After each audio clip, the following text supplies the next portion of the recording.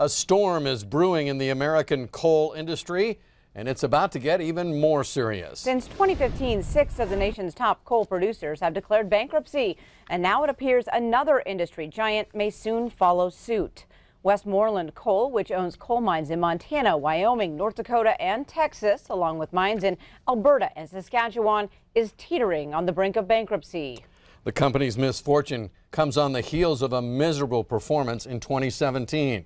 Tonight, much more on Westmoreland's struggles and why Montana has plenty at stake in the company's future.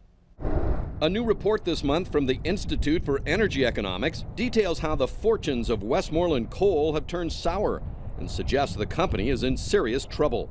Westmoreland is the 6th largest North American coal producer, reporting $1.5 billion in revenue in 2016 and 3,200 employees. But it's been losing money quarter after quarter as far back as 2012.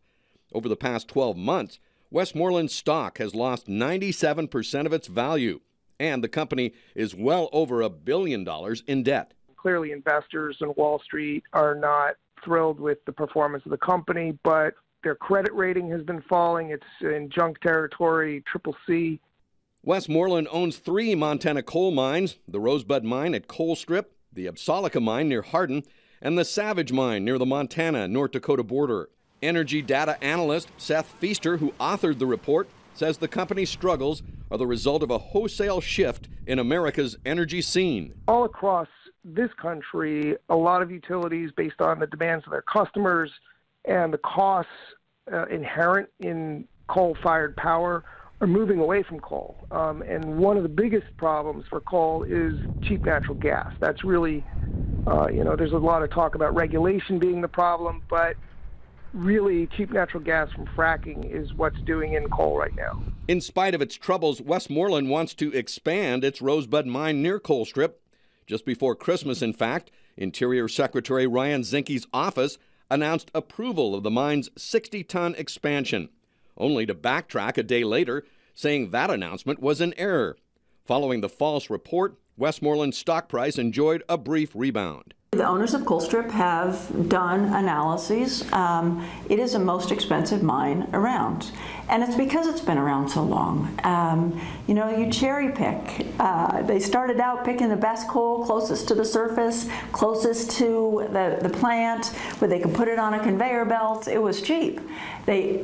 As they've aged, they've moved further and further away into areas that they never really expected to mine, that have really serious overburden, which means you have to take a lot of dirt off.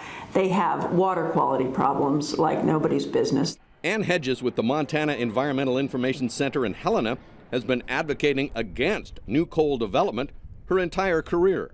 Are we going to let a company that is trading at 60 cents a share have a giant expansion of a mine to feed a plant that the owners are not going to be there in 10, 15 years? And they're talking about a mine expansion that's going to take them out into the late 2040s. Who's going to pay for that?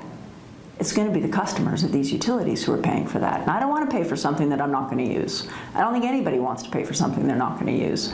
And I certainly don't want to have to pay to clean up something that I never used. And that's where we're headed. Numerous attempts to contact Westmoreland for comment regarding the story went unanswered. And perhaps that's because the company is under new leadership. Back in November, CEO Kevin Paprzycki resigned suddenly after the company reported losses totaling $107 million through the first 3 quarters of 2017.